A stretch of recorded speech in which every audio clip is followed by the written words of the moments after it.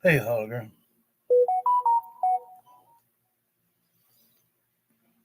How you doing today?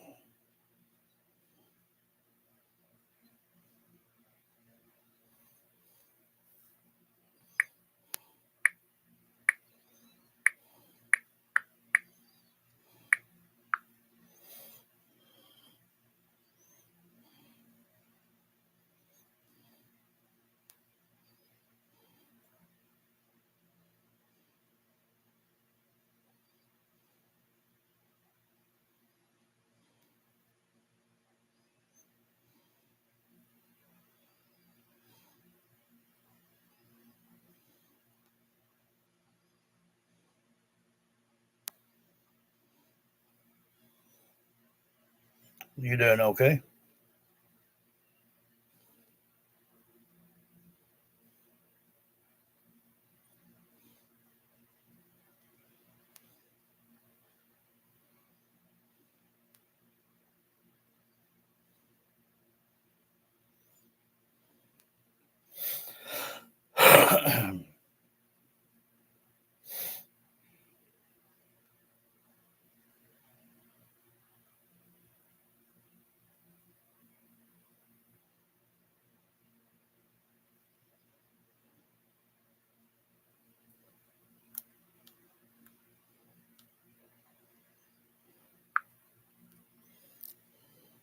Heard it here first. Call up any menu, praise pizza. Right now, it's Domino's. Did you have chemo treatment and get a port catheter, like a barred power port? You might qualify for financial compensation. I got mine in 2021. A few months later, it fractured in my vein and had to be removed. I soon learned hundreds of others with barred power ports went through the same thing. If your port was implanted after 2013 and had to be removed, replaced, or repaired due to infection, breakage, or clotting, you could qualify for compensation. These cases are no win, no fee, $0 out of pocket, and we only get paid if we win your case. Click below to see if you qualify for compensation.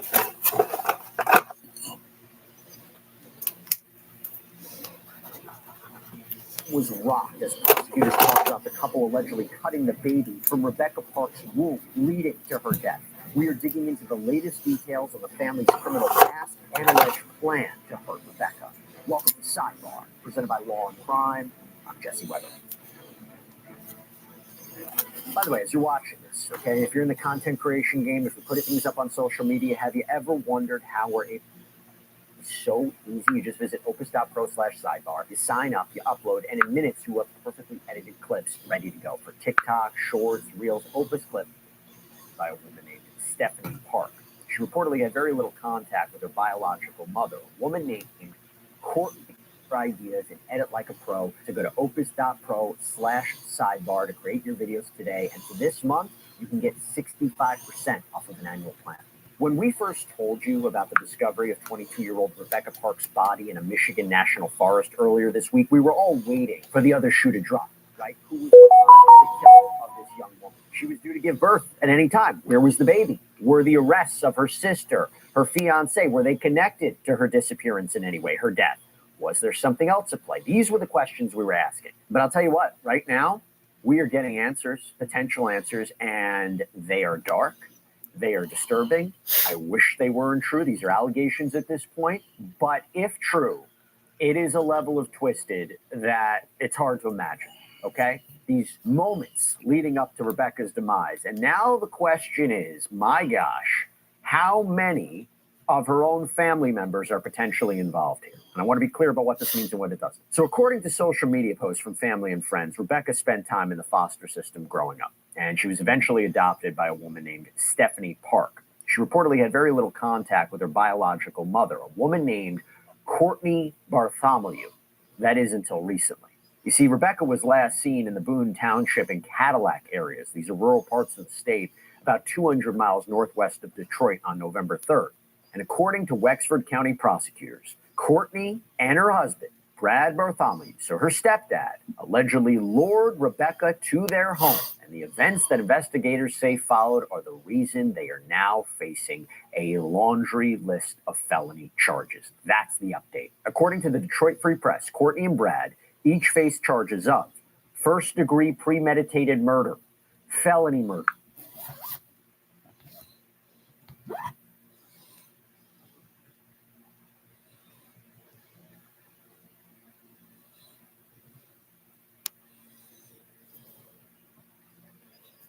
torture in a place of confinement, conspiracy to commit torture, assault of a pregnant woman with the intention to cause miscarriage or stillbirth, conspiracy to commit that assault, unlawful imprisonment, and moving a dead body. These are very specific charges, and they tell pieces of the story, right?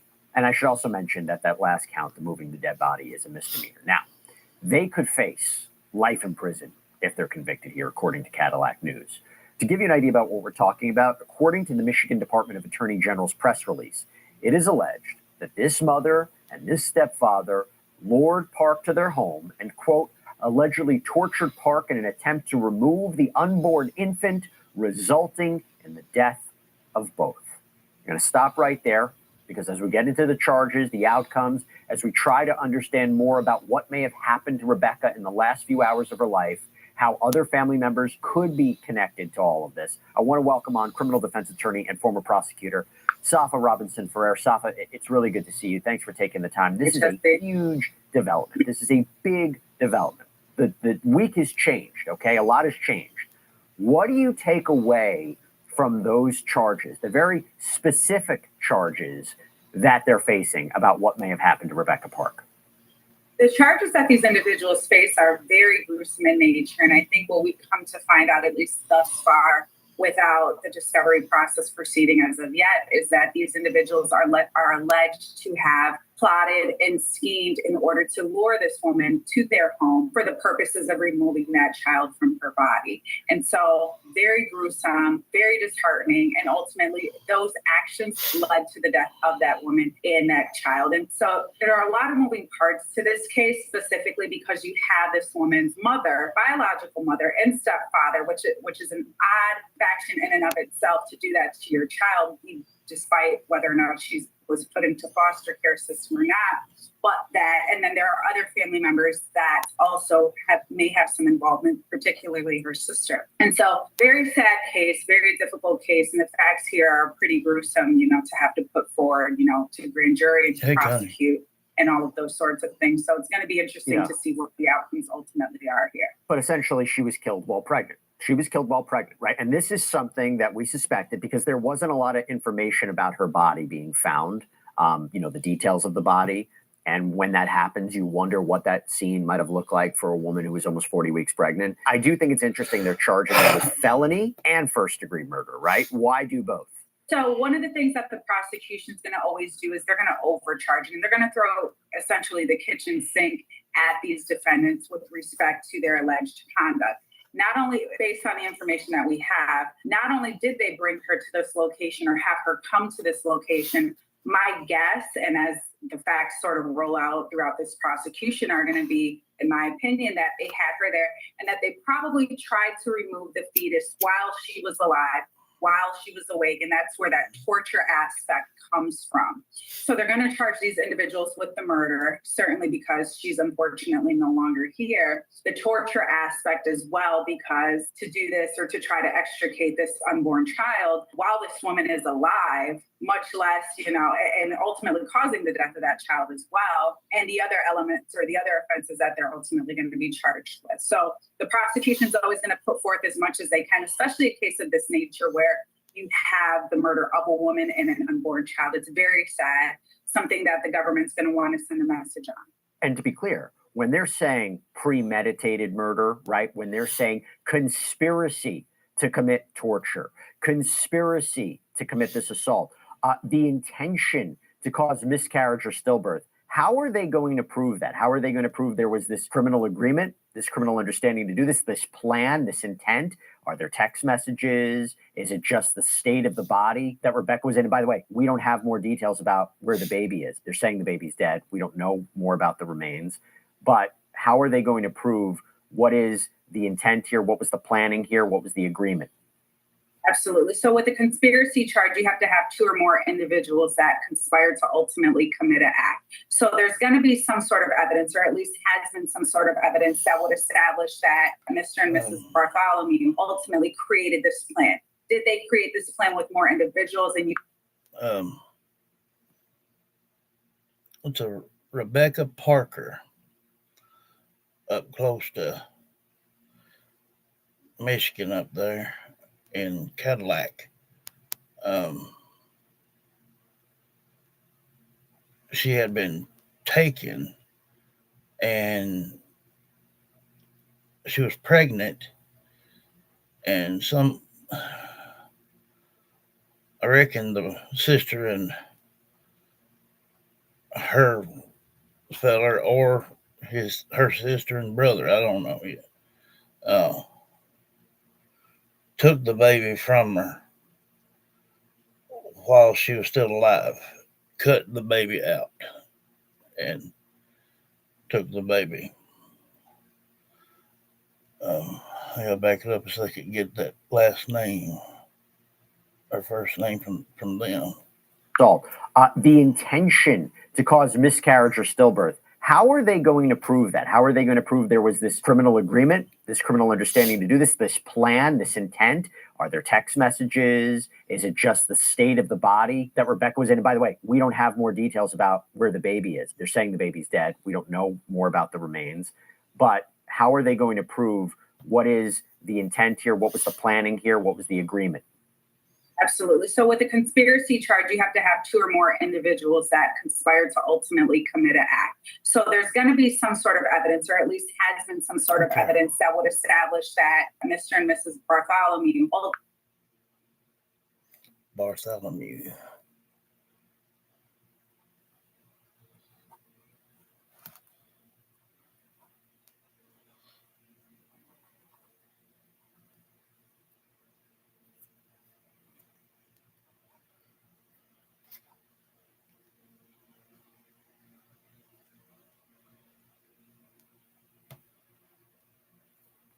ultimately created this plan. Did they create this plan with more individuals? And you may see that via text message or text messages amongst themselves, or maybe some sort of social media diary or note diary. There's something there that the government has that's going to show that they had a pretextual plan to get this woman there. Not only that, but the fact that this young woman actually came to the home. That's going to satisfy yet another element or portion of this, where she was ultimately lured to that location. Wow. And while at that location, there's evidence.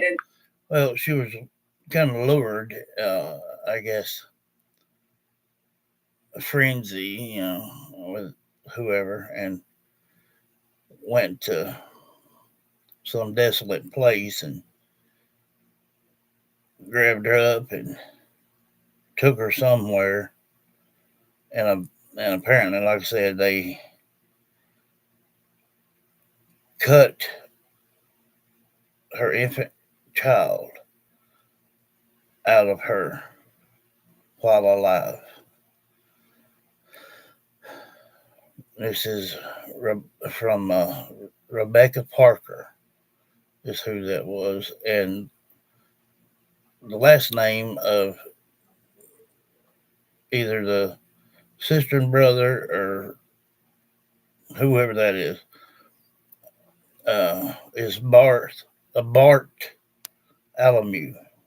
Bart Alamew. Is up there in Cadillac, just outside the skirts of Detroit. This one here was uploaded one day ago. I don't know how long it's been. Hey, Spina. But Rebecca Parker.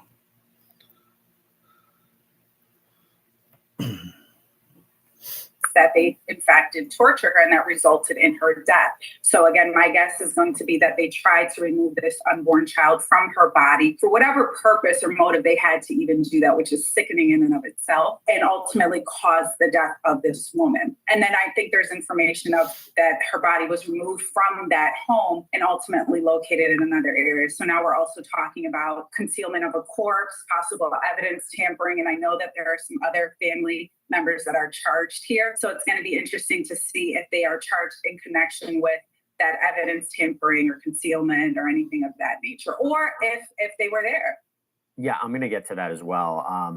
And by the way, going to planning, do they have records of them making purchases in anticipation of this? So not just the messages, things like that. It is interesting, as disturbing as it is from a legal point of view. You wonder how the prosecution is going to build this case and what they believe happened here. It's just difficult to fathom what this woman went through if these allegations are true. So now I want to move a little bit further to this. So the court explained that Brad is also being charged as a habitual offender. So apparently facing his fourth offense. This means he has at least 3 completed or attempted felonies on his record already. In fact, as the judge considered bond for Brad during his Tuesday arraignment, it took him more than a full minute and a half to list all of the defendant's prior convictions and citations, which include everything from forgery and driving without a license to attempted larceny, receiving stolen property.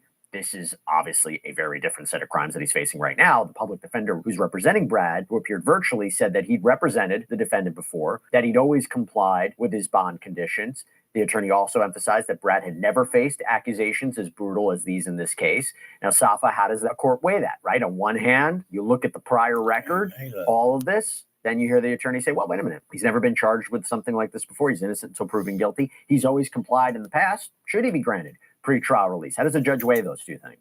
And the judge is going to weigh a couple of things. They're going to weigh whether or not this individual is a threat to the community, so the wellness and the safety of the community. And if this individual were to go back out into the community, would they reoffend? Would community members be in danger? But more importantly, bail, the particular. Yeah, I don't know how old this is. It just said, according to mine here, it says uploaded 1 day ago. So I don't know how long it's been going on.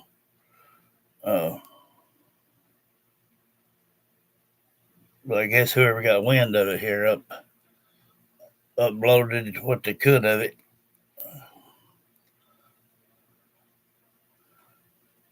And they mentioned something about the sister and a brother. And then they said something about Brad. I don't know if Brad is a brother or who. I don't know. And then they're wondering if the baby's alive. They said somebody said that it was dead. They can't nobody say that unless they know for sure.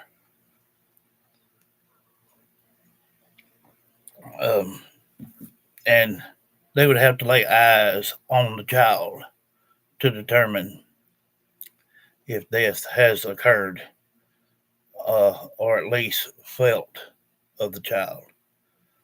And whoever spilled the beans about the child being dead is the one that they need to really look at. Because if that person's not the one that took the baby out, then this person is the one withholding evidence and information. There'd be a charge for that as well. When you tamper with a body, it don't matter if it's an infant or a full-grown person that's tampering with a corpse. She said that might be a misdemeanor or whatever. Every state has their own their own way of doing things in the law.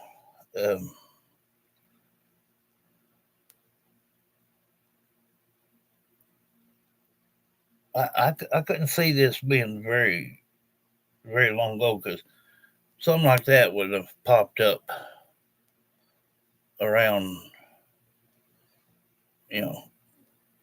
close in time that this has happened.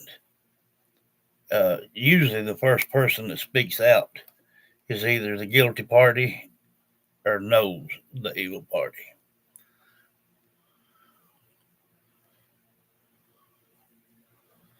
Yeah, now they're saying family and others could be uh, charged as well. So I don't know, and it's people are just daggum sick. You know. Purpose of bail is to ensure a defendant's return to court. Does this individual have any prior failures to appear? If this person has come to court, regardless of any prior charges that they've had, if this person has come to court and there's no reason to think that they are at risk of flight, then the judge is going to be more open to giving that individual some sort of lower bail or ultimately released on their recognizance. Now, that wasn't the case for this individual here, based on this person's criminal history. And again, the resuscitation of his history ultimately caused the judge to keep this individual in custody on a bail. Not only that, but because of this individual's criminal history, there is a good chance that this individual would possibly receive an elevated sentence based on his prior criminal history. Because he has such a significant history, because he's at least a predicate or a persistent offender, possible violent offender based on whatever is in his history, that could certainly elevate the sentencing guidelines that he would ultimately face if convicted at a trial. And let me just highlight something else, the brutality. The brutality was laid bare by the prosecutor here, Johanna Carey. Take a look. In this case, we have two individuals that created a plan. They conducted research. They brought Rebecca Park to their home. They forced her into a vehicle and took her into the woods where they stabbed her, forced her to lie on the ground while they cut her baby out of her, ultimately causing her death and the death of the baby. This is as heinous and as awful a case as it could be. And I don't believe there are any circumstances in which Mr. Bartholomew should be granted any bond. By the way, I should say this too. So details about what allegedly happened to Rebecca, that hadn't been made public prior to this point. And you could see the loved ones in the gallery reacting to this horrifying news. And while the prosecutor said that Rebecca's baby was dead, there were no other details that were provided about where the baby's remains might be. She's a young, pretty old thing. It's an important note to make. Now, Judge Corey Wiggins denied bond for Brad, explained that he and Courtney are going to be next in court for a probable cause hearing. But it was Courtney's turn, okay? The same public defender tried again to offer up mitigating circumstances for why his client should be granted pre-trial release. Take a look. She does have friends and family and support structure in the area. She also has a variety of disabilities that I won't go into much detail just for respect of her. But she does have upcoming medical appointments, MRIs, CAT scans, things of that nature, just so the court is aware. Once again, though, the judge ruled the date. I don't give a flip what kind of disability she's got. If she's heard even wind of this and not told anybody, she's just as guilty as the rest of them.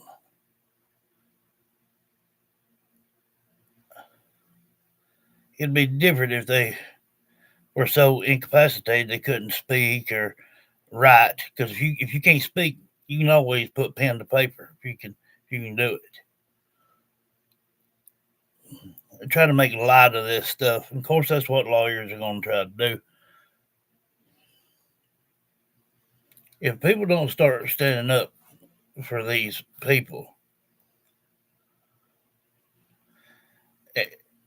and then when you take the law into your own hands, they won't blame you for it. Well, I got news for them. A bunch of daggum backwood hillbillies, and not just from the South, neither. They're getting testy.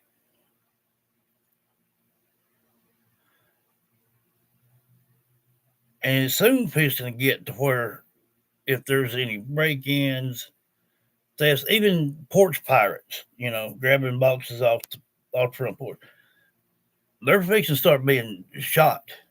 Period, point blank. I've heard of some people putting bear traps down and covering it with just little layers of soft grass. And if you can hold a bear in place, you know what it's going to do to your leg. It's going to come off. people really ain't got no other choice than to take the law in their own hands in certain situations. Uh, and if the brother and sister had anything to do with this, if I was the mom or dad, I would have, and they knowed anything about it, it'd be up at the jailhouse. But this is a young little gal, you know. Uh,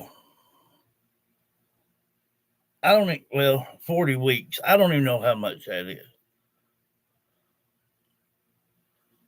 Well, somebody named Brad and Courtney. Now, I don't know if that is brother and sister. I don't know, whatever. And the last name on that uh, one here is Bartholomew. Uh, but Rebecca's last name is Rebecca Parker. So she's a Parker. She's not a one of them. And she's been in and out of foster homes. Um, so lured in the woods, stabbed, laid down, and had to feel her baby being pulled from her body.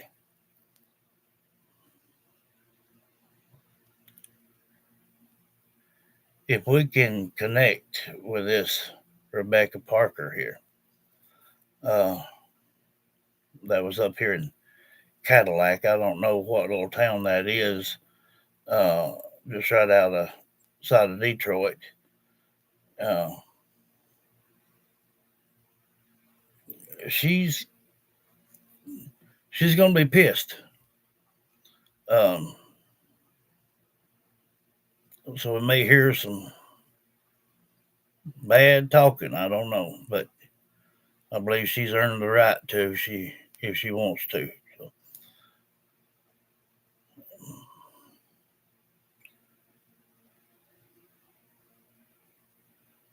and if that's the case, that her sister and brother did this, then there's more people in the family that knows it as well. Danger of Courtney trying to flee outweighed everything else, and she was denied bail. Now, in a press release, the prosecutor said this case involves a truly horrific homicide in which a young woman and her unborn child endured unimaginable suffering at the hands of the defendants. The brutality and disregard for human life displayed here are deeply troubling. While these remain allegations until proven in court, the evidence reflects an extraordinary level of callousness and violence. We look forward to presenting the full facts in court. Now, let me go to this. When Rebecca was reported missing, according to 9 and 10 News, Courtney Bartholomew claimed that she'd been running errands with her earlier in the day and then allegedly saw her get into a black vehicle with an unknown driver. Rebecca's cell phone was later found along the dirt road where Courtney's home is. Once the sheriff's office knew she was missing, they started doing searches on foot. They brought in K9 teams, a drone. This is all according to news outlet Michigan Live. There were also apparently volunteer search groups not affiliated with law enforcement that were out searching for Rebecca. And 9 and 10 News reports that it was Rebecca's father who found her body in Manistee National Forest on November 25th. And at first, law enforcement would only say the body resembled Rebecca, later confirmed it was her after an autopsy. Now, Safa, again, it goes to the idea of this brutal crime scene, why they might not have wanted to share details. But this is a pretty quick investigation and quick arrest. This is the best food if your dog won't stop licking themselves. Hear that? That's the sound of a dog licking itself. I'm not sure I we think don't hear ultimately what information was gleaned from the investigation pretty much narrowed law enforcement in on these individuals, the Bartholomews, being the perpetrators of this alleged crime. And I think that that was pretty easy for them to put together once they had enough information. Again, we've got that cell phone that was recovered, what information came off of that cell phone that would have provided them some additional information. We have the statements from Courtney Bartholomew that indicated that they had been together earlier that day and law enforcement's discussion with her. So based on that discussion, what was credible that she said, what was not credible based on what she said. Again, we have these continuous searches and search parties. We also know that there was a search warrant that was executed on another property. So we also don't know specifically yet, but my guess is going to be that whatever may have been recovered at that property was also evidence that showed or furthered the investigation, pointing to the Bartholomews as the perpetrator and any other family member that may have also been arrested as a result of that, particularly her sister. Let me talk about that for a second. So just hours after the searchers found Rebecca's body, authorities announced 2 arrests. This was Park's 43-year-old fiance, Richard Lee Fowler, and her sister, Kimberly Park. They were in custody. They were arraigned on December 2nd. Now, the live stream of that hearing was cut off by the judge, who said he wanted to protect the rights of the defendants to a fair trial. But Fowler was arraigned on 2 counts of delivery, manufacture of a controlled substance, and for being a habitual offender. His bond was set at $1 million.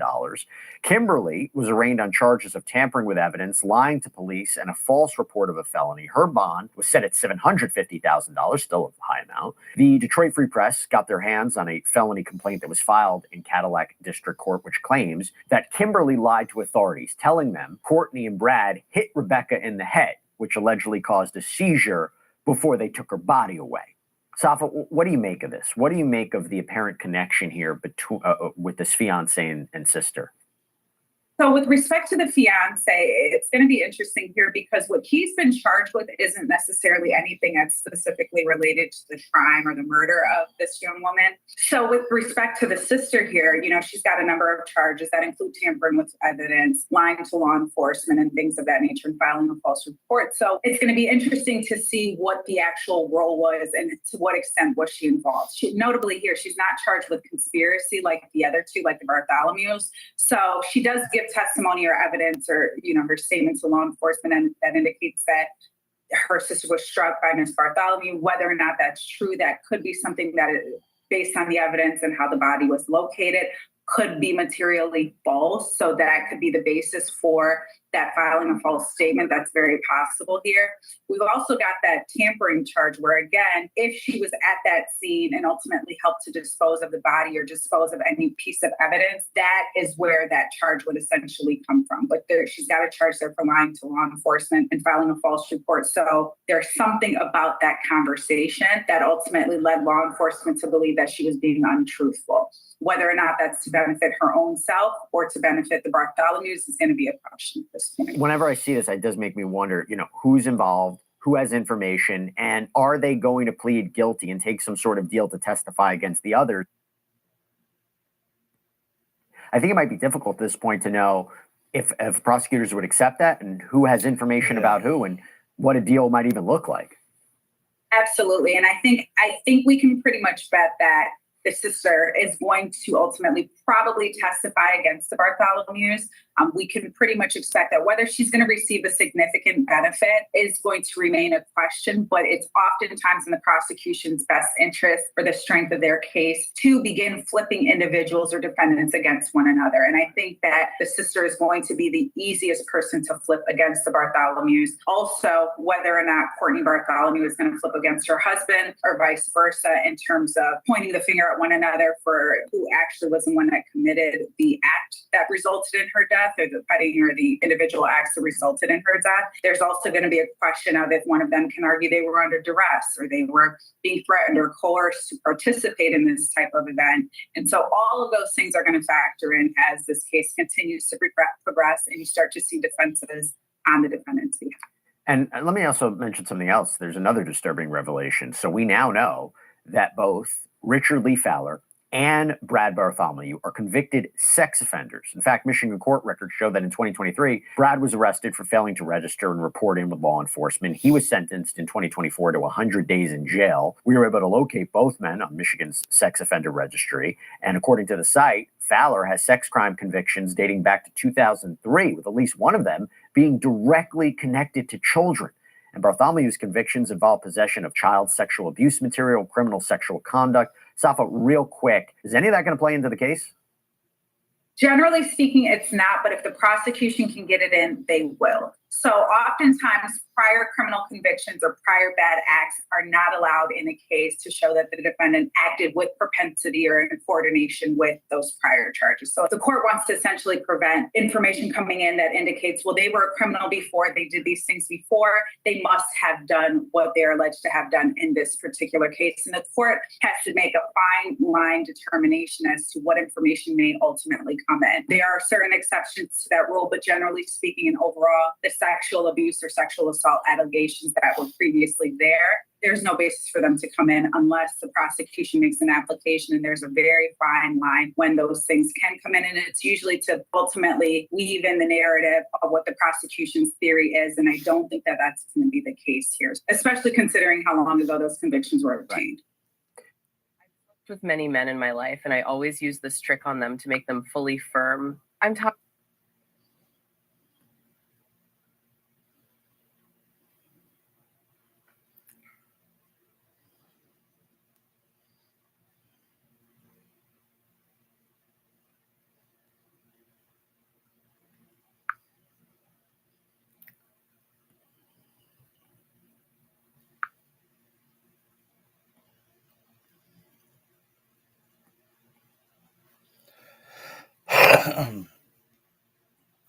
This here is just disgusting, you know.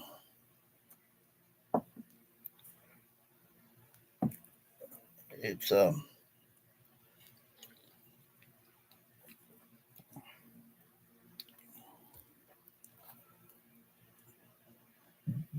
mean, right off the top, we know it's family oriented.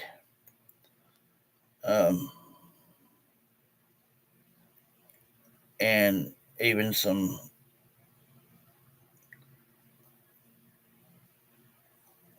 not related patrons in it as well. 40 weeks pregnant. Could have been the brother and sister, could have been Richard, could have been Brad and Kimberly, could have been Richard and Courtney. And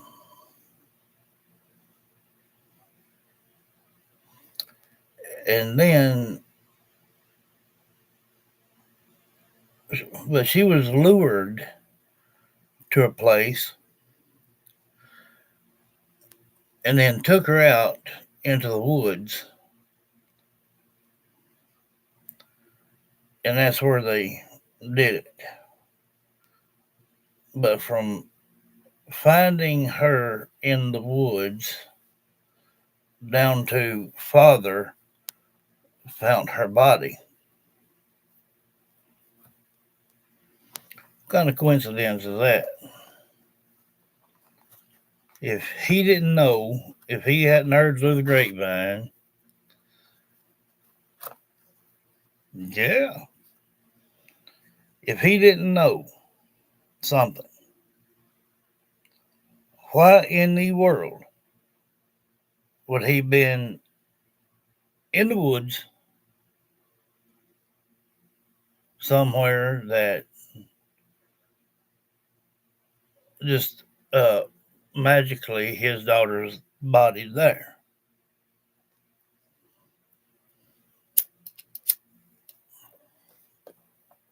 This is all family oriented, I can tell you right now. And it had to do with drugs and money.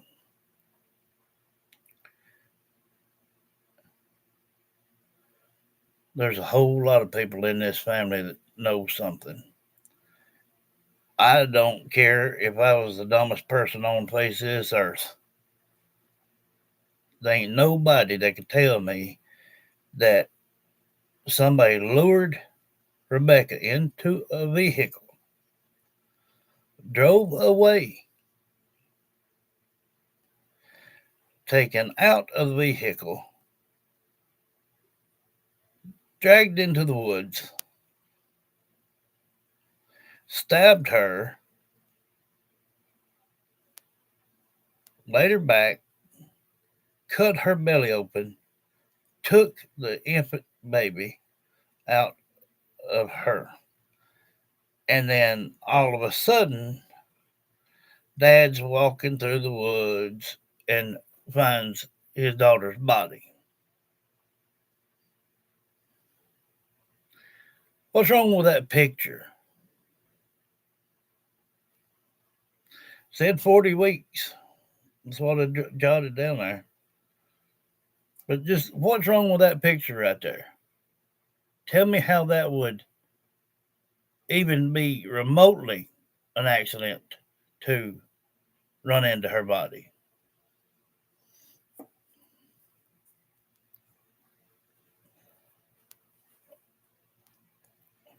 I'm pretty sure up there, between there and the ferry across or the highway, either way to get to Canada, because it was right outside of uh, Michigan, up in Cadillac. Um, them two things there don't add up.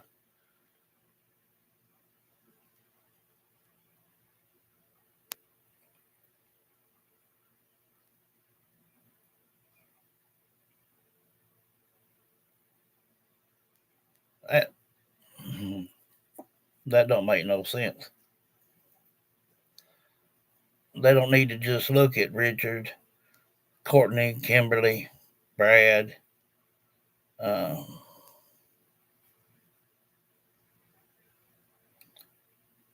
the law enforcement up there should very much be just pounding on the father and mom if she's got one.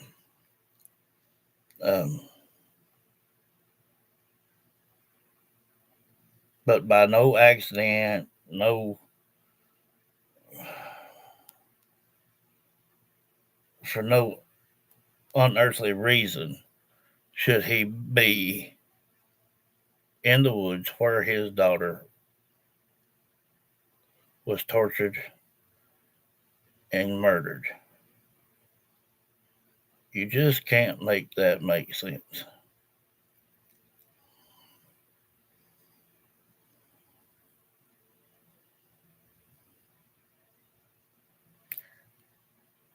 I don't know. I mean, the only thing that would be, well, according to up there, anything that'd be a misdemeanor would be tampering with the body after the fact. This would be, could be, I doubt it, but could be. Well, I don't know about that. There's something telling me, and I don't know why it is, but something's telling me that that baby was not Richard's.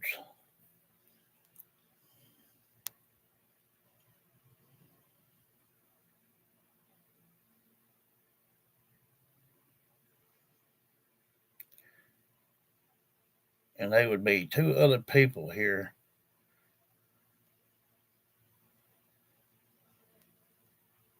Three.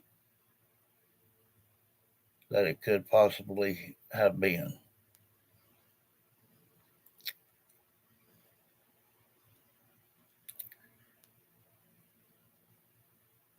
And I bet Richard found out about it.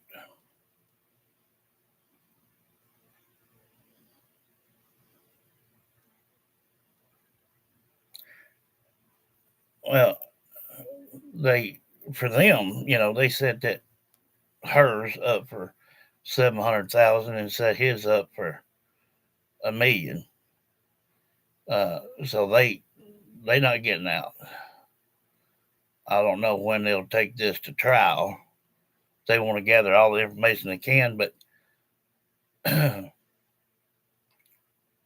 what they need to do, like I said, is talk with the father.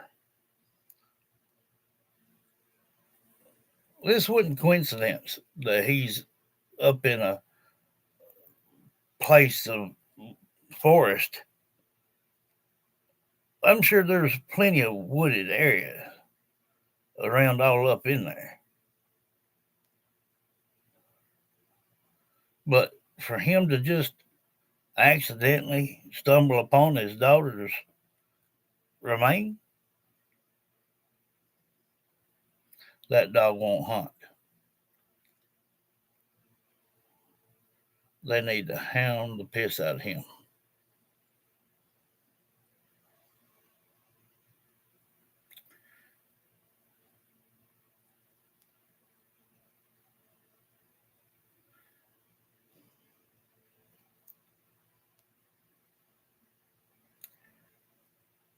And with him being pissed as he was, I'm sure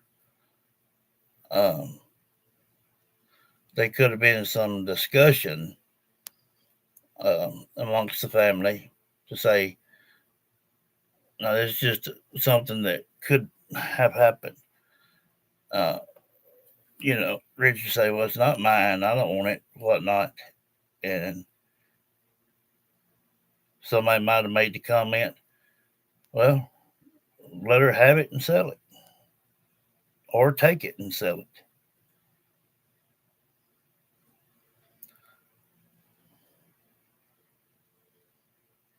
Because they didn't want to kill the child.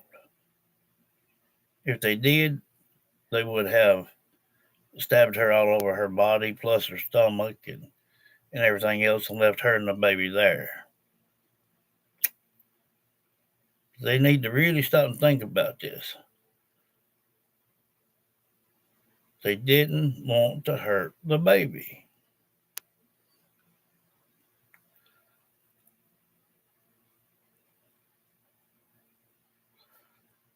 Either the father was scared out of wits, or Brad was, or Richard was.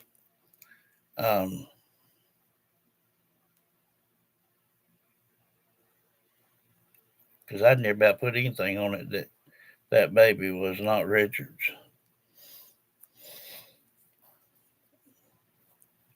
I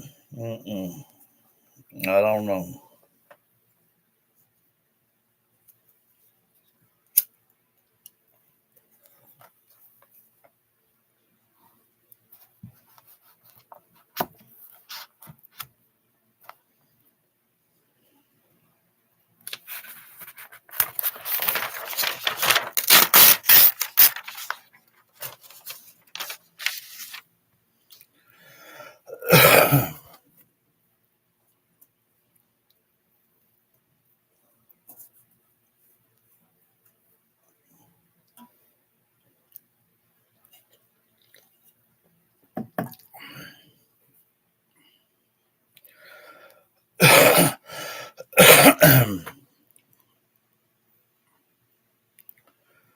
Going to be reaching out to Rebecca Parker.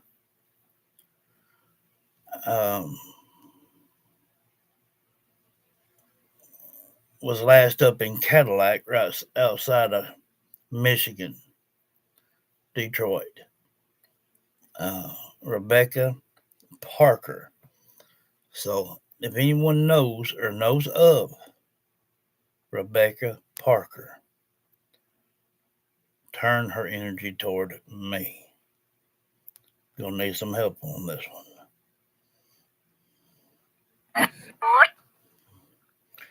Reaching out to Rebecca Parker.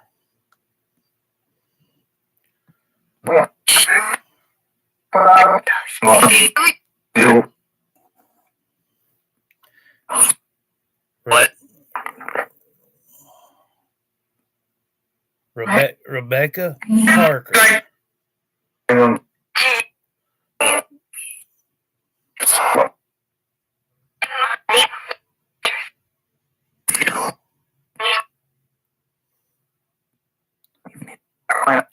Rebecca Parker.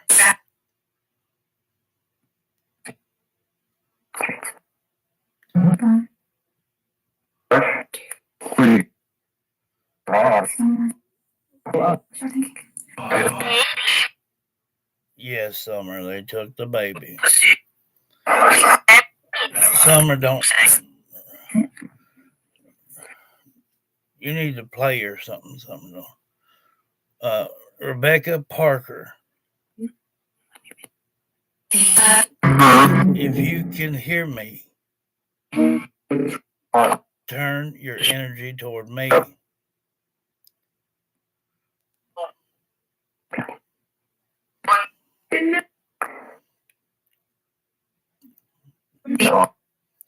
I got some questions here for Rebecca Parker.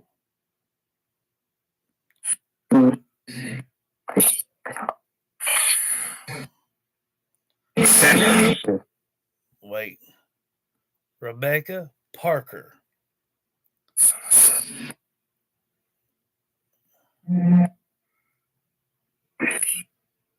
From around outside of Detroit in Cadillac, Michigan.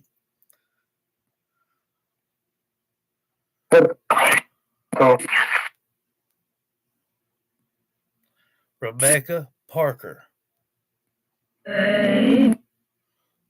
Husband or fiance Richard.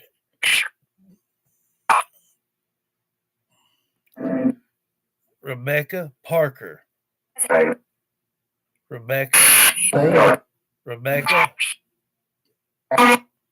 stabbed you.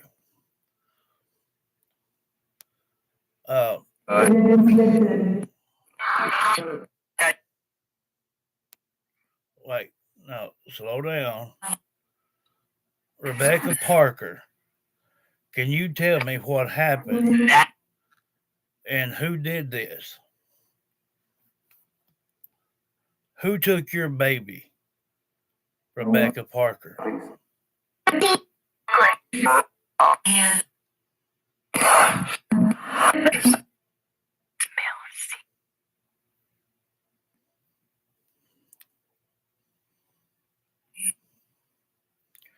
Rebecca Parker.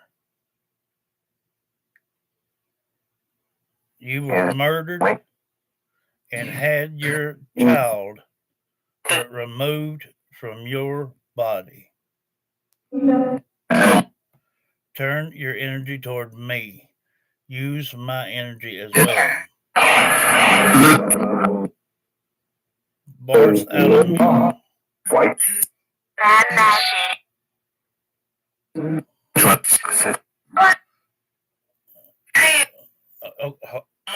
Hold on. Let's just slow down. Rebecca Parker, stay focused. Welcome. Were you 40 weeks pregnant?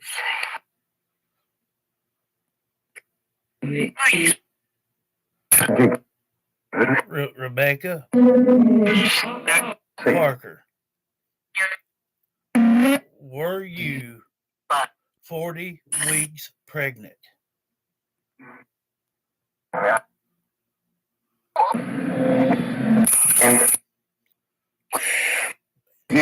Rebecca Parker, were you 40 weeks pregnant?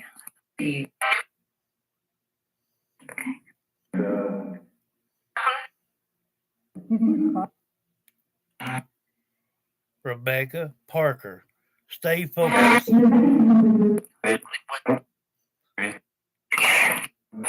Were you 40 weeks pregnant?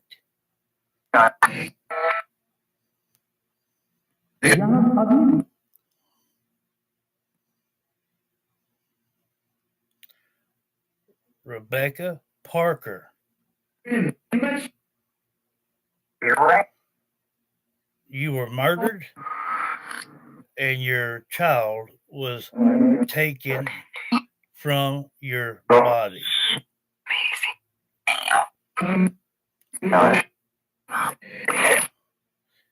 Can you tell me who did that? Was it Richard? Was it Courtney? Was it Brad? Was it Kimberly? Was it Father? Who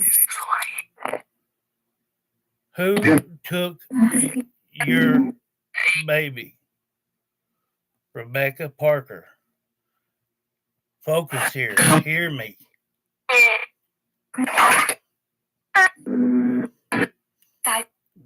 Back off. Everybody back off.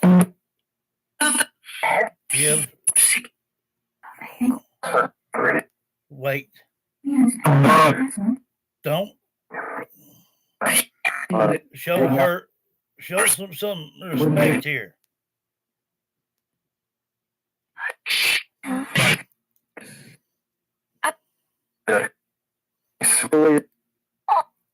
Rebecca Parker.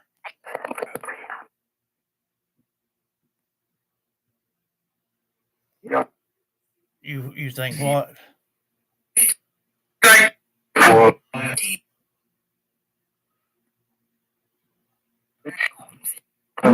Who took your baby?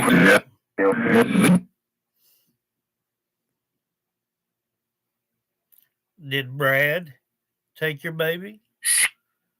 Answer. Did Courtney take your baby?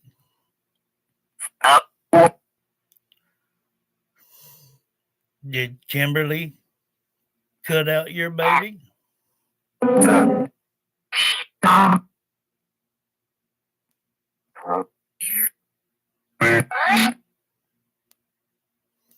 You hate her?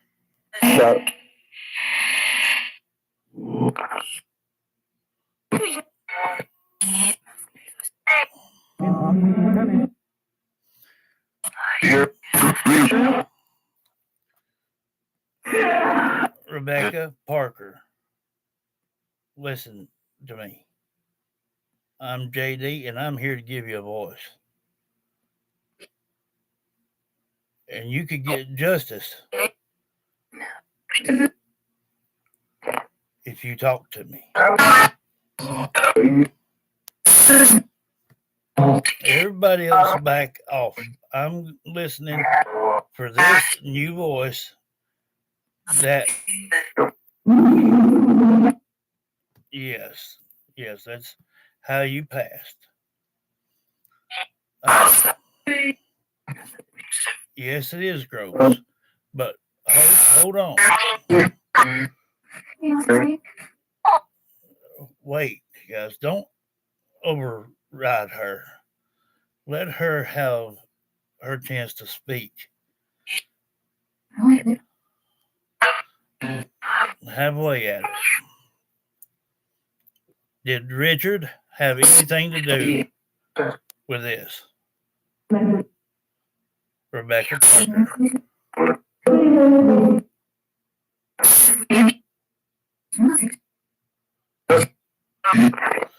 What about your sister and brother?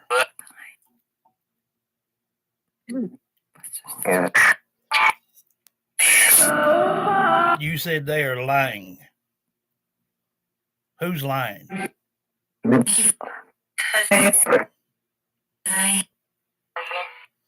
Because they did it?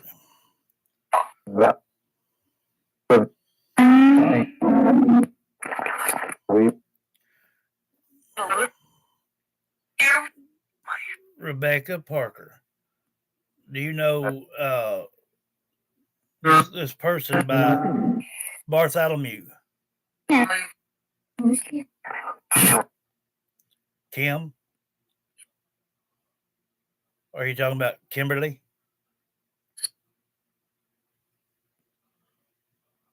Talk to me. Rebecca Parker. Were you lured into a vehicle by Kimberly?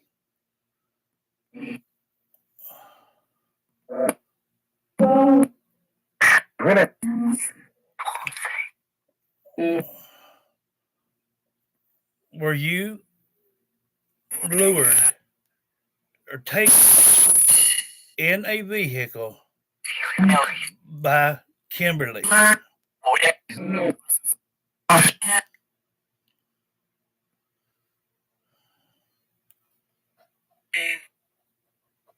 What about Courtney?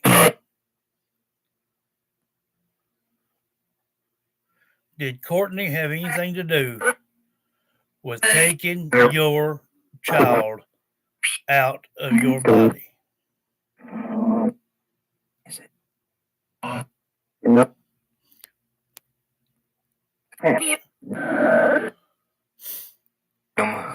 I need something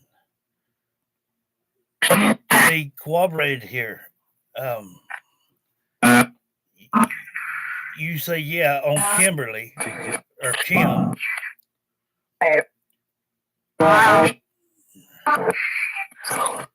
What about Courtney?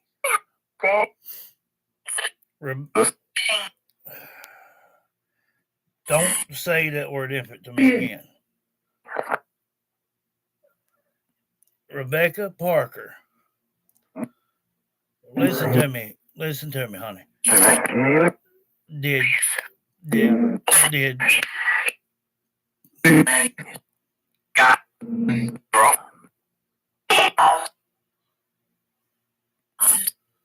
and keep going. The feller's speaking there. Keep going.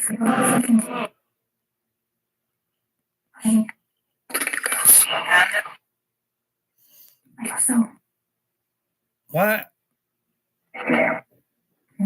would they take her shirt and bra off if they were cutting at the midline on the belly?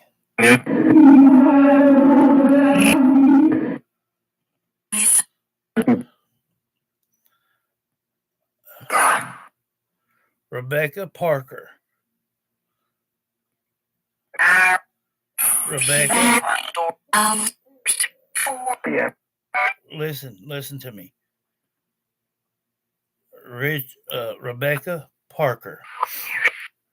You were with Richard, correct?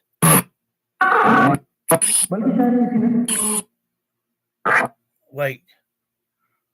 Rebecca Parker. You were with Richard, correct? And did you know that he was registered as a sex offender?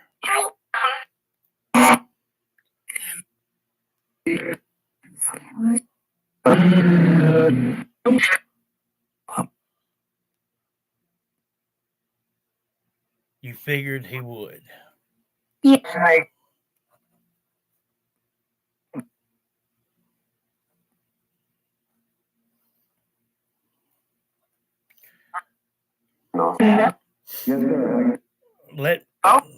Let me ask you this. Everybody wait. Let this lady speak.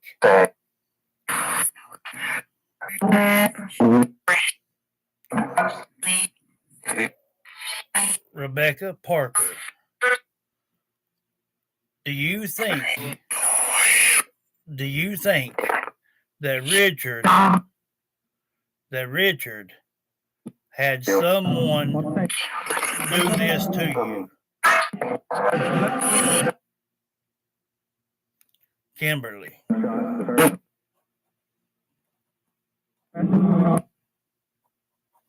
Okay.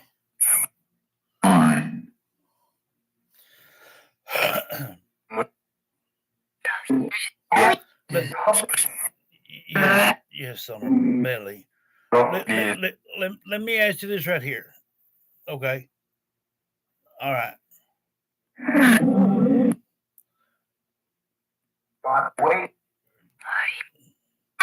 Was it Brad? Was it Brad or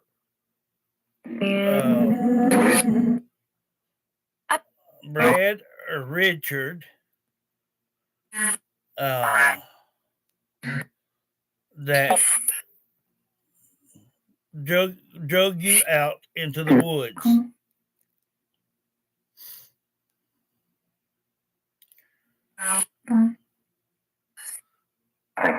Did Brad drag you out into the woods? Rebecca Parker.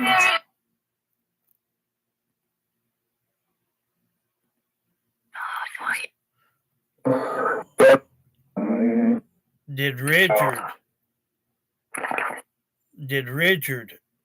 drag you out of the vehicle into the woods?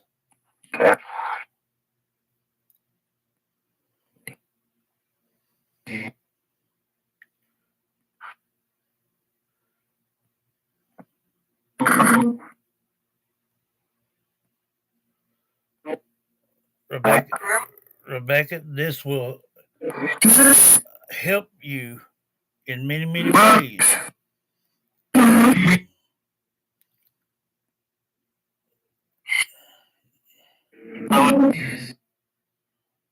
I know that your infant baby was took.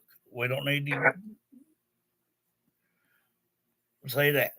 We know it. We just want you to make sure that you know who was involved in this and who did this to you.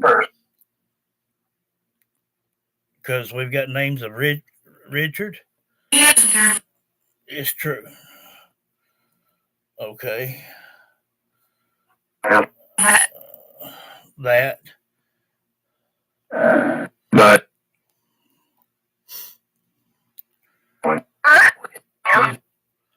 I don't know if I've heard your sister and your brother. I don't know if Brad is your brother or whatnot. Don't know if Courtney's your sister. Don't know if it was.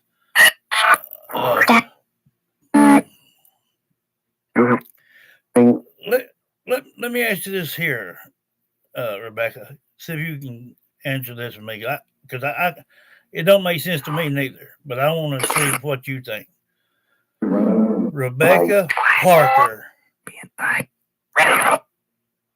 Rebecca Parker. Stay focused on me. Did your father find your body in the woods?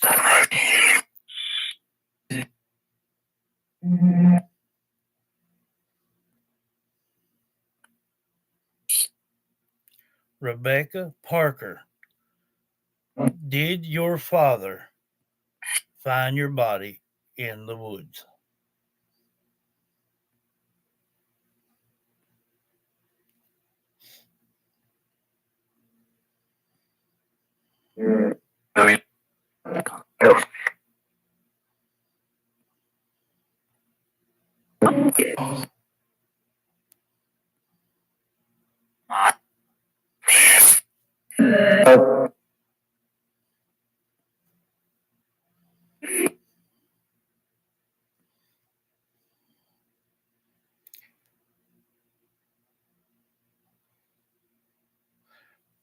Rebecca, there's something you're not wanting to tell here.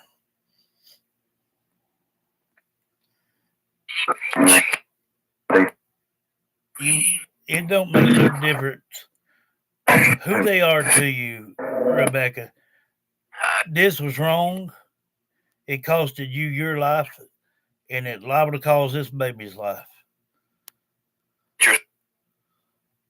Richard. Did your father did your father find your body in the woods, Rebecca?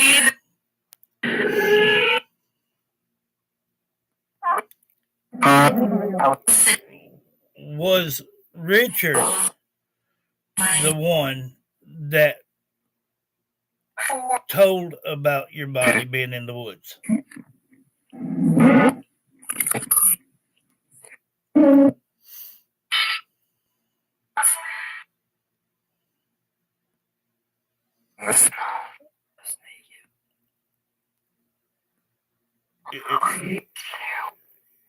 its mom was naked. I,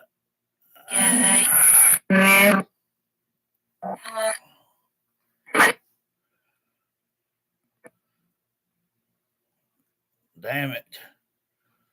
I, Rebecca, I'm sorry this has happened to you, love. Oh, no, you didn't deserve none of this, honey.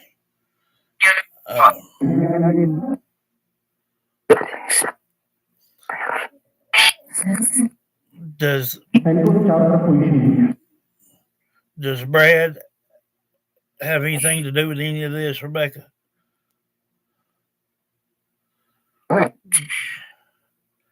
Does Courtney have anything to do with it?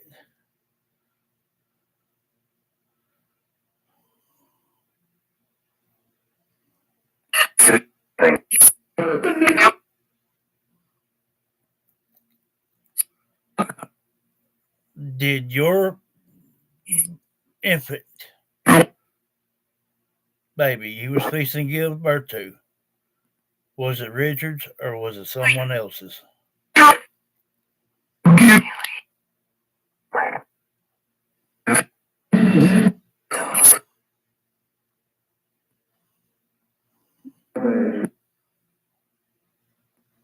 Was it someone's besides Richard? And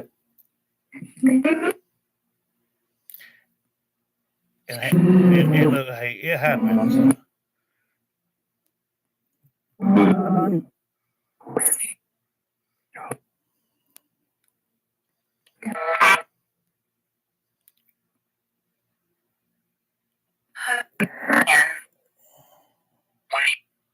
Was your sister or brother involved in this?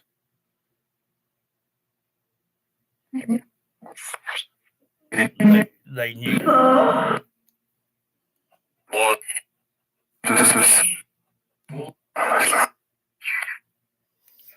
Okay.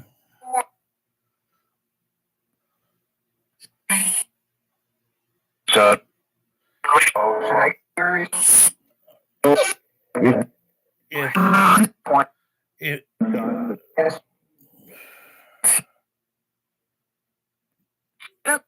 Rebecca, at this time, it's time to get everything out on the table here, love. There's no sense in holding back anything. Was this baby? Did you get pregnant by force?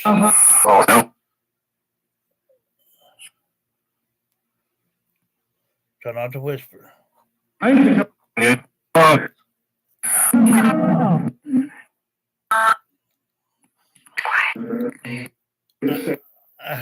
heard your father, and then a gentleman just said, "That's sick."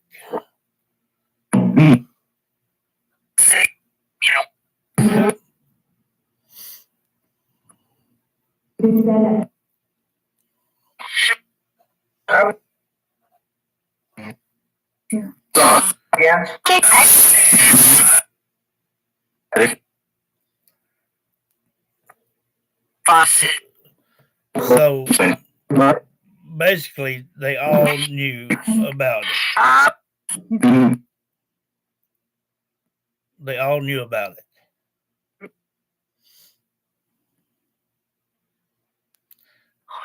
And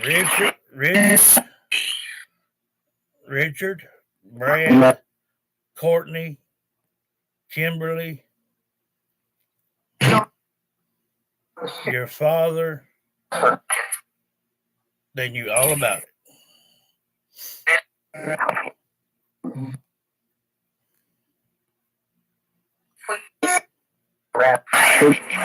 Brad, what?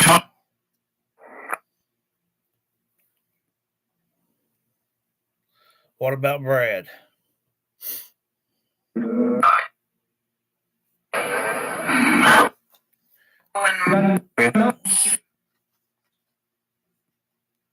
Did he participate in cut your baby out of your belly?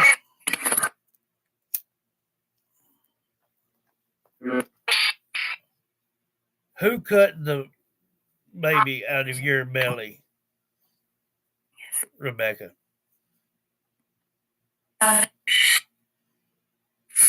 Just put it out there on the table, love.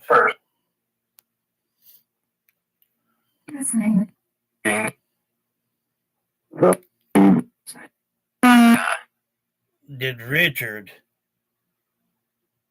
cut your baby out?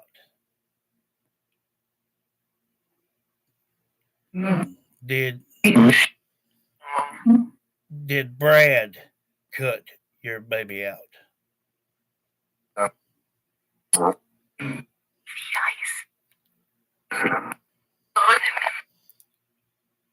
It wasn't him. Okay. Who was it?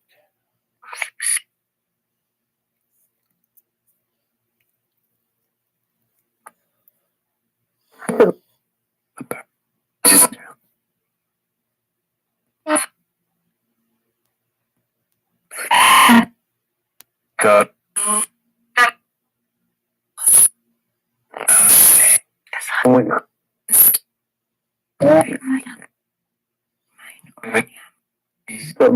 It was going to be your daughter.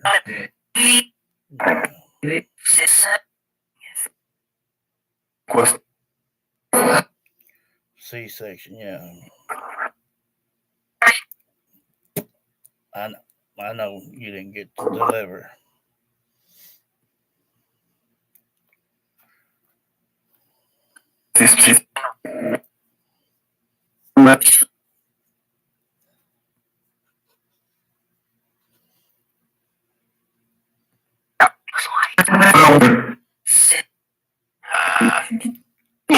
Wait.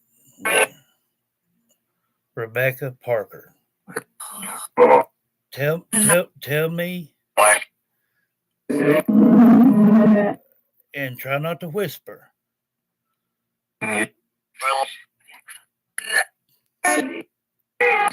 Inside you, yeah. Rebecca Parker. Please tell me who cut your baby out of your stomach. Who? You said somebody, and then you said did.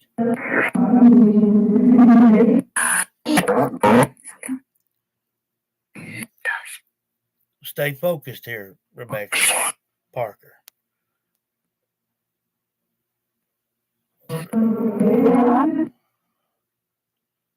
Who cut your baby out of your stomach, Rebecca? Because before we started to get through here, somebody said the name Brad. And we've heard an awful lot about Kimberly here. And ain't nobody else here on this except for Father, Courtney, and Brad.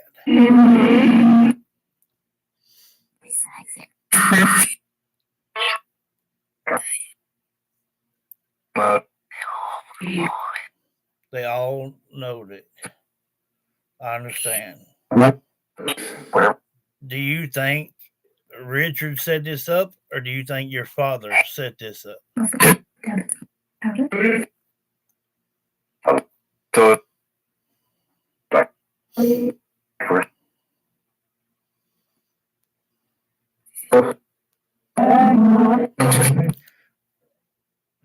Did Courtney just know about it?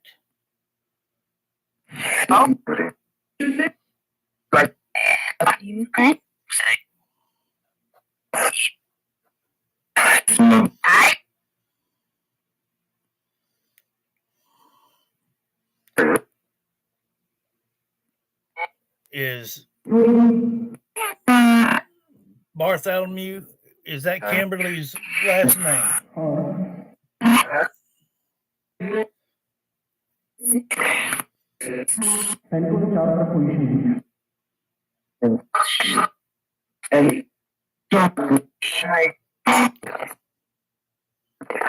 Is Kimberly's last name Bartholomew?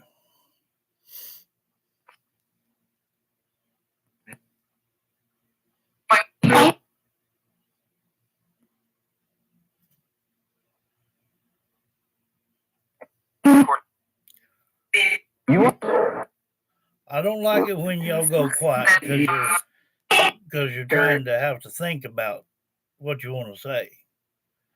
It needs to come out because you know it needs to be said.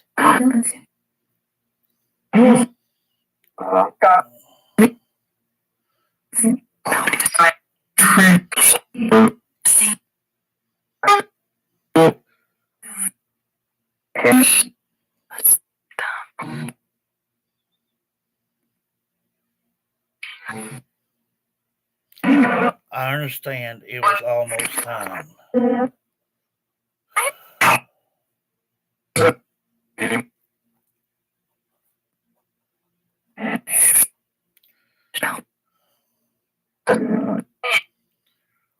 Tell me again who you think set this up.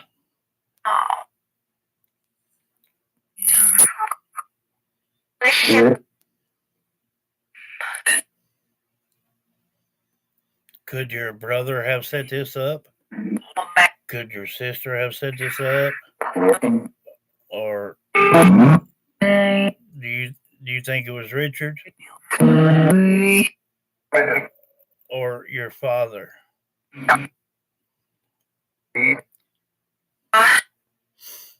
Okay.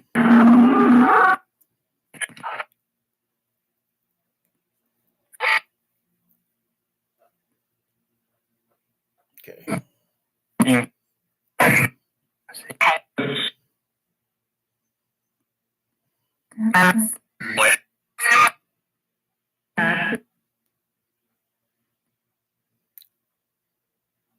Again, Kimberly, I am sorry that this has happened to you.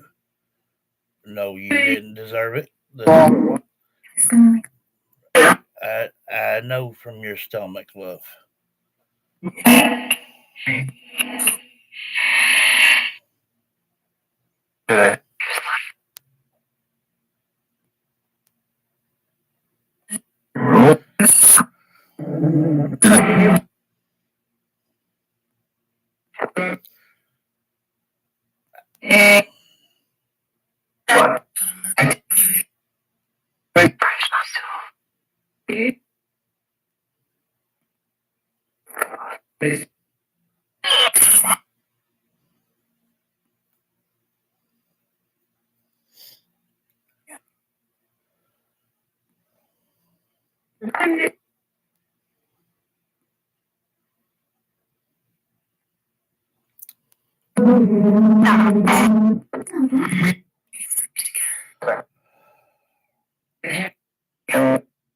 Well, Rebecca, I want Bartholomew. Who just said that?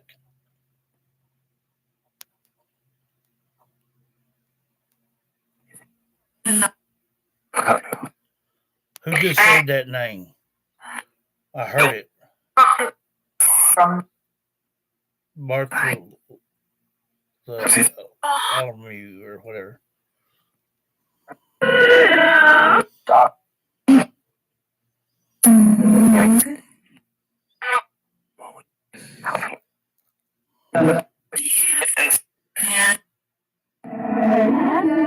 Wait.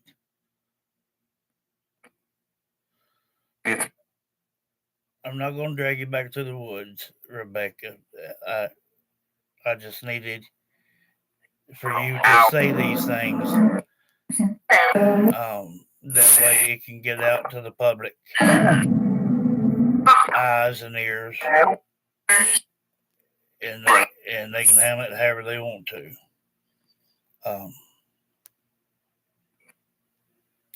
But I ask the good Lord to bless you in every which way anybody could be blessed, and that baby.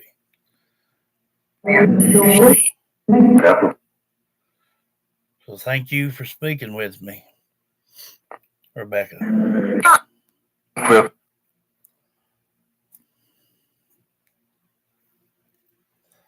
Yeah, they don't like telling on family and friends. Did y'all hear that? I mean, hey, Lisa. I mean,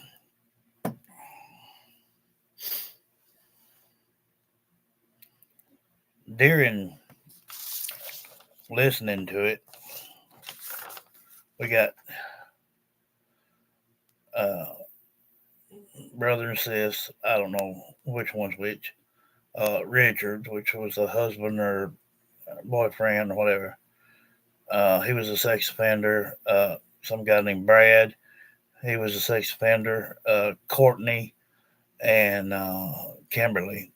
And a couple of these are last names are Bartholomew. Um, she was 40 weeks pregnant. Um,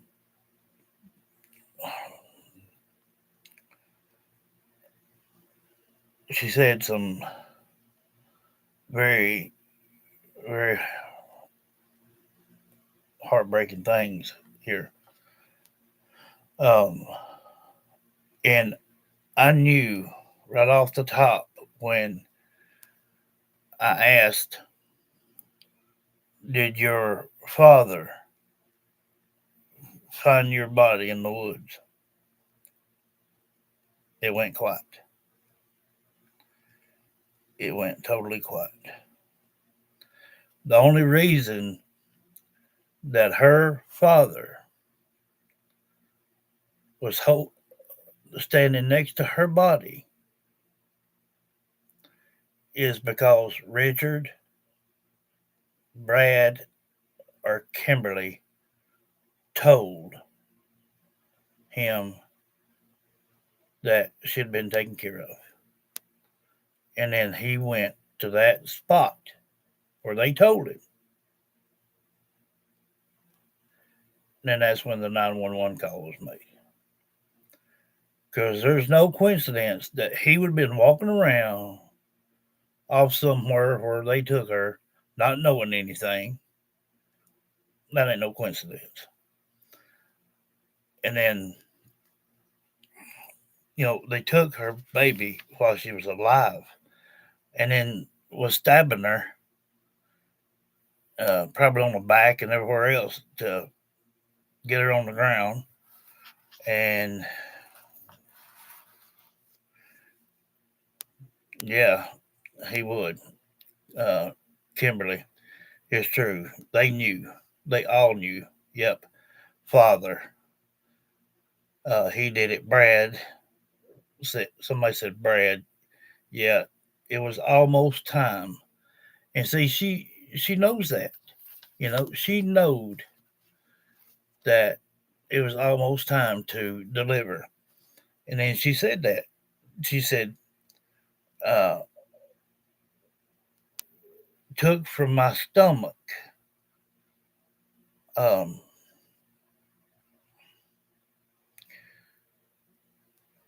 so somebody in that family abused her.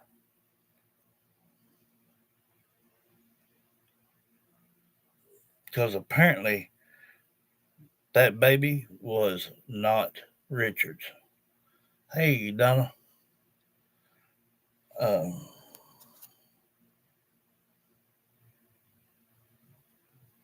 it's just terrible. I mean, terrible.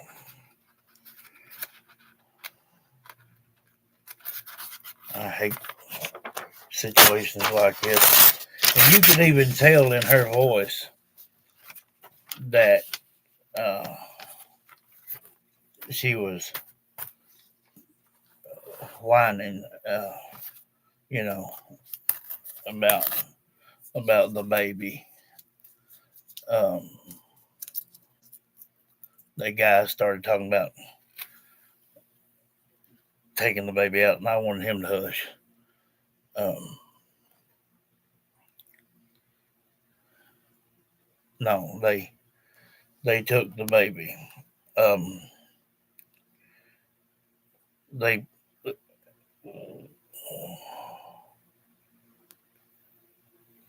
this was to keep from being shamed deal that turned into a money deal.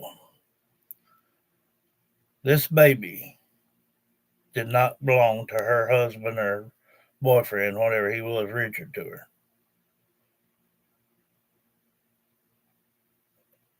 It was from one of these others, Brad or the father, and did not want to be shamed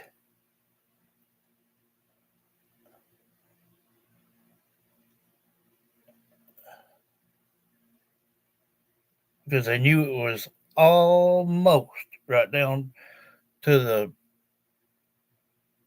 point to get to go into delivery. Someone did not want to be shamed. I'm sure Richard was pissed, and like I said, the trivia of this was a dead giveaway when they said the father found her body in the woods. But according to authorities and probably street cameras and whatnot, may have seen her got put in a vehicle. Hey, Paul. Uh, no, the baby is not deceased. Um,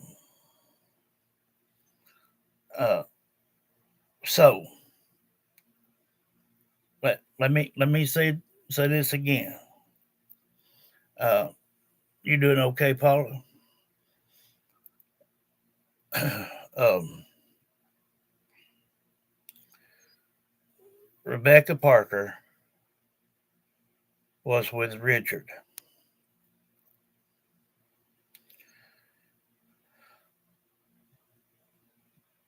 But he found out somehow or another that was not his child. Now, like I said, it had to be either Brad or father. Someone did not want to be shamed. She was lured into a vehicle, took off,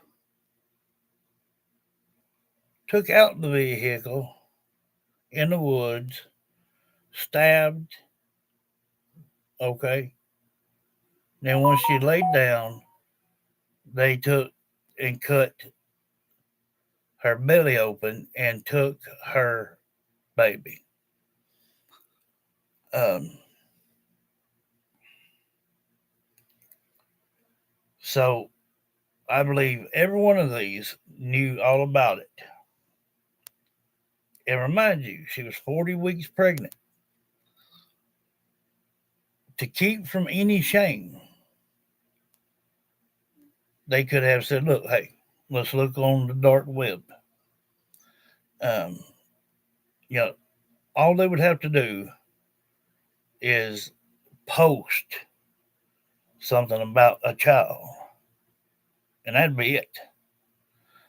Somebody look at it, they could hit them up through Messenger, uh, Instagram, Twitter, whatever, and offered money uh, for an infant child. Um, but that's why they did it the way they did. They did not want the baby to die, but they didn't want to be shamed either. But she admitted that everybody in her family and friends, whoever she is, knew about this deal. And with her saying,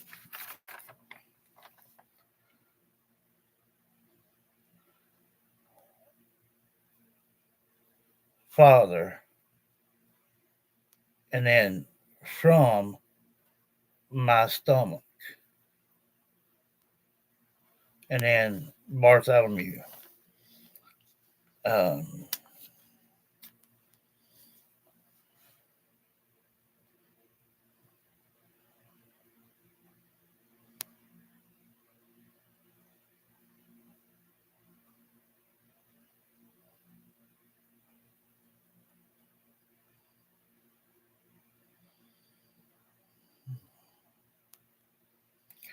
okay. Um,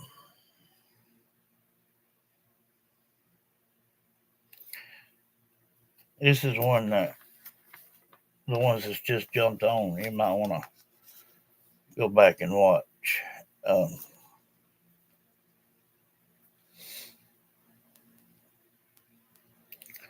um, this was family oriented.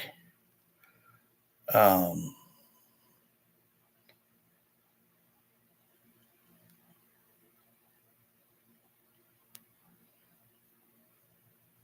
yeah, you shouldn't put up with that, Alice.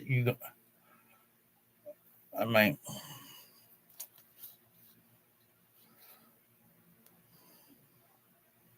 well, they told you if you need them again, just call them.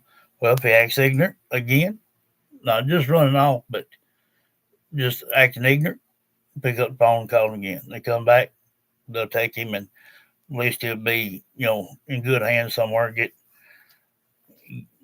Tell him he needs some help, you know.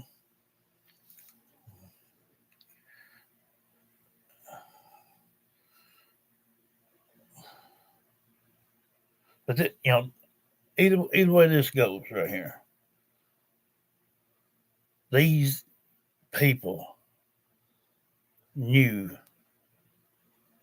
about them taking this baby out, and they were 2 to 3 people there to help do this.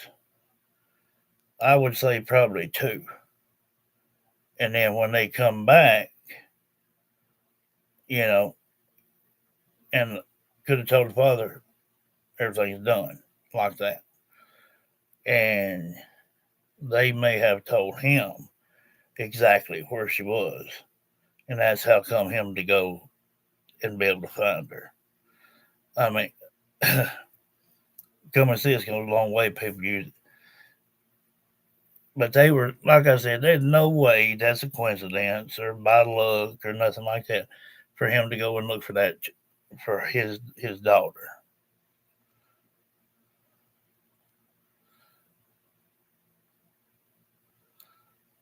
I would have to say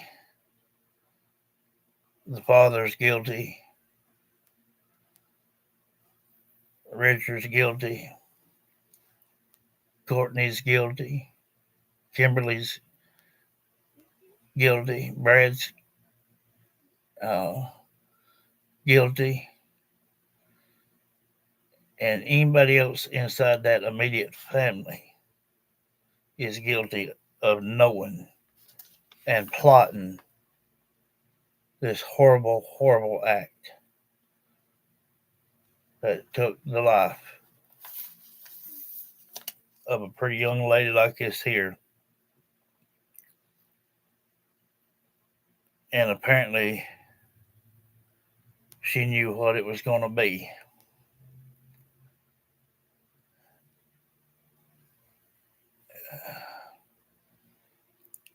It's sad, no matter how you look at it. You don't think it's going to be there very long? Oh.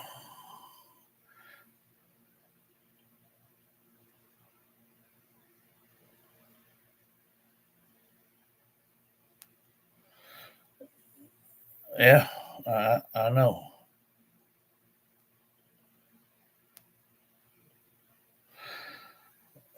Well, uh, they didn't hurt the child. They just took the baby. But yeah, uh, that was to keep shame down, and a quick way to get rid of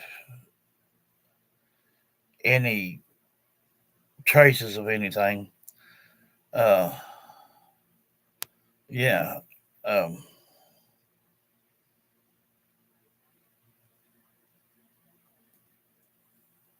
would be a lot of people that would respond about a infant child uh, for a reasonable price. And I hate to say that this way, but that's the way it is now. People will pay good money for children, and that's terrible, but it happens on a daily basis. 40 weeks pregnant. And then she talks about it. It was almost time, Father, from my stomach. And then Larry Tillian said Bartholomew. That would be Kimberly.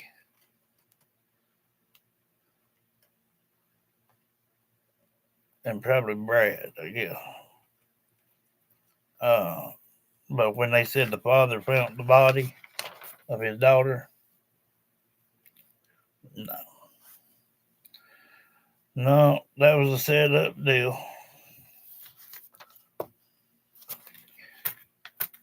And I'm going to retitle this live here Rebecca Parker.